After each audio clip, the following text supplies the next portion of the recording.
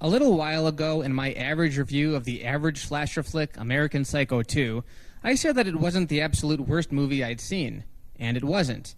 This one is. I can't think of a movie that deserves any less acclaim or recognition than Exorcist II. It doesn't even deserve a Razzie. It just needs to sit at the bottom of the 50-cent heap in some dirt mall somewhere. You want to know how bad Exorcist II is? Consider that the director, John Borman, didn't like the first film. So why in the love of all things sacred would you give the sequel to him? That's like letting an atheist direct Passion of the Christ. I mean, there are some people who are meant to direct certain projects, and this probably wasn't the best match. Look, I'm an aspiring filmmaker, and even I don't pay attention to the directing most of the time. But this one feels so distant from the first film that it's hard not to notice. This was terribly misdirected. It's a shame, too, because while The Exorcist didn't really need a sequel, this one has some cool concepts. It further explores the origins of the demon, it gives us some backstory for Father Merrin, and it has Linda Blair reprising her role as Reagan. Usually in horror movie sequels, if anyone returns, it's usually like a 5-second cameo, and then they get the axe. It had some things going for it, but when you have a man with the last name Borman at the helm, you can expect nothing less than a boring piece of crap. Yes. As is the case with this movie. I didn't even want to watch this one again. The initial viewing was enough for me to dismiss it as though it never happened. So that being said, let's reluctantly take another gander. So here's the skivvy. A few years after Father Merrin exorcised the demon from Reagan, she's moved on, living in an apartment in some city, and she tap dances. She's also in the care of this woman, Dr. Jean Tuscan, played by One Flew Over the Cuckoo Nest's Louise Fletcher. Yes, that's right, Nurse Ratched. Jean has invented a machine that will hypnotize two people and link their dreams together. She uses this device on Reagan to monitor her thoughts and make sure she doesn't have any repressed thoughts regarding that night 4 years ago. Then there's Father Philip Lamont, who is charged by the church to investigate the events leading to Father Merrin's death. So far, so good. It makes an attempt to continue on from the original. Well, this is where something goes awry. The trouble starts when Lamont comes to Jean and Reagan, and they start using the Mentawave helmet. These are EEG biofeedback electrodes. Yeah, whatever. It's a Mentawave helmet. Now, this scene is long. I'm talking like 8 minutes long, of just two people staring at each other. And not only do we have to listen to the flat deliveries of the actors, but also the droning of this flashing light thing that will put the audience to sleep. Every time they use this machine, we have to listen to this. And this isn't the only scene where they do this. There are at least 2 more times where they strap on this Mentawave helmet and go dream spelunking. And each time is just as boring as the last. So during this first exhilarating hypnosis, Reagan and Nurse Ratched witness events from the first film, where Father Merrin is alone with the demon. It explains that Merrin died because the demon used its supernatural demon powers to literally squeeze his heart until it stopped beating. For some reason, Nurse Ratched, I'm sorry, but that's who I see here. Not Dr. Jean, but Nurse Ratched. Maybe that's because she's giving the same dry performance. For some reason, Jean is impacted by this and feels a connection to Reagan's demon, even though, thus far, she has no relationship to these events.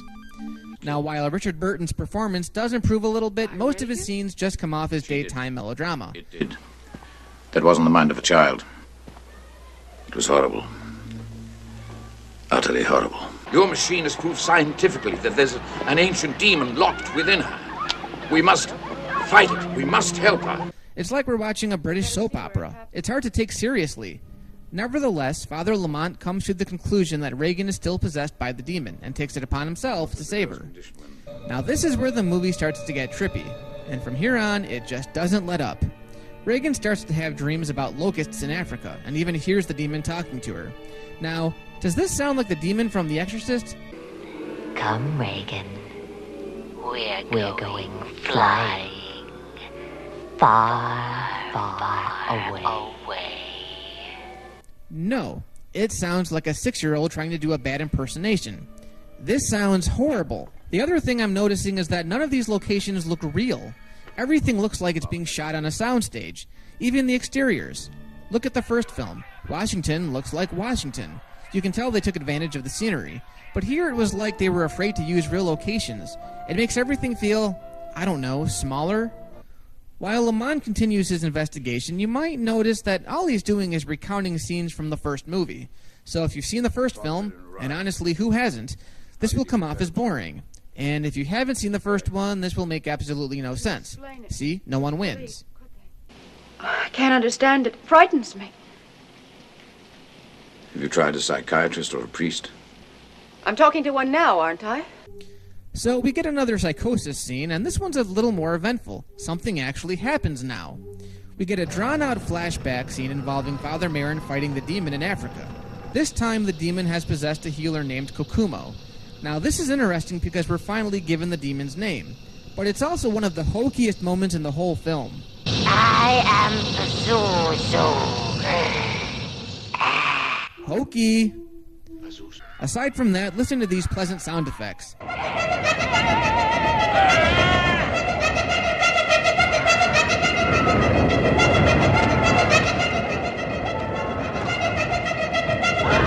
Doesn't it just massage your senses? The soothing sounds of millions of flying locusts howling and screaming from the depths of hell, it all makes you want to gleefully pull your ears off and shove them up John Borman's ass. And I love the effects work of all the floating bodies. It makes me feel like I'm at a circus.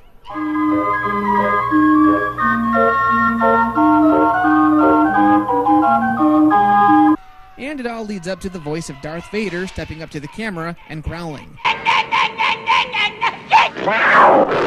That's James Earl Jones. So learning about all this, Father Lamont goes to Africa to find Kokumo, now all grown up. And the first time we meet him, he's dressed up in a moth costume. Why? You know what? Never mind. It doesn't matter anyway because we find out just seconds later that he was dreaming the whole thing and that Kokumo is actually a researcher studying the natural habitat of the locusts. So we went from a horror movie, and I use that term loosely, to watching the Discovery Channel. When a heavy rain hatches them out in large numbers, why then they crowd together so that their wings brush against each other. I love when that happens. Later in the film, everyone accuses Lamont of leading Reagan on, and they all act like she's sick again. She runs away from the ward in search of Lamont, but I don't get it. This whole time she's acting perfectly fine. I mean, aside from her acting getting worse, there's nothing remotely wrong with her. There's nothing to let us know that she's got some demon issues. What's the matter with you? I was possessed by a demon. Oh, it's okay. He's gone. So now they're going back into La La Land again, and Reagan says, Father Merrin will help us. how? He's dead. Every scene he's been in has been a flashback. Explain this to me, movie! Nurse Ratched and Reagan's caregiver Sharon go to meet Reagan and Lamont at the Washington house where the first film took place. Lamont faces off with Pazuzu, where we're treated to another awesome rendition of that cheesy voice impersonator. Seriously, would it have been so hard to rehire Mercedes McCambridge again? And they don't even use the demon makeup. All we get are duplicates of Linda Blair. It's like Gollum from Lord of the Rings. It's stupid and lazy. Then all hell breaks loose for no reason and the house starts splitting apart. Gee, I feel like I'm watching The Wizard of Oz now. I'll get you, my pretty, and your little dog, too. And you know something? I wish I was watching Wizard of Oz right now. I wish I was watching American Psycho 2 right now. So Lamont rips out Pazuzu's heart, and the movie just kind of ends. I understand now. You know something? I don't understand. And I don't think anyone else understands either. This was a shameless sequel to a movie that is considered by many to be the scariest movie of all time. So how did we go from this to this? I don't get it. The only scary thing about Exorcist II is the music, and even that just gets irritating at points. Let's just forget it happened. Skip this one and go right to Exorcist III. You know, a lot of critics have some kind of half-assed grading system. 5 stars, 2 thumbs up, golden bananas. Forget that. This movie doesn't get 1 star. It doesn't even get a bomb or a turkey. I've got my own grading system for this movie. You know what I give it? A brown glistening turd. That's right, that's all it gets. Go to hell, John Borman.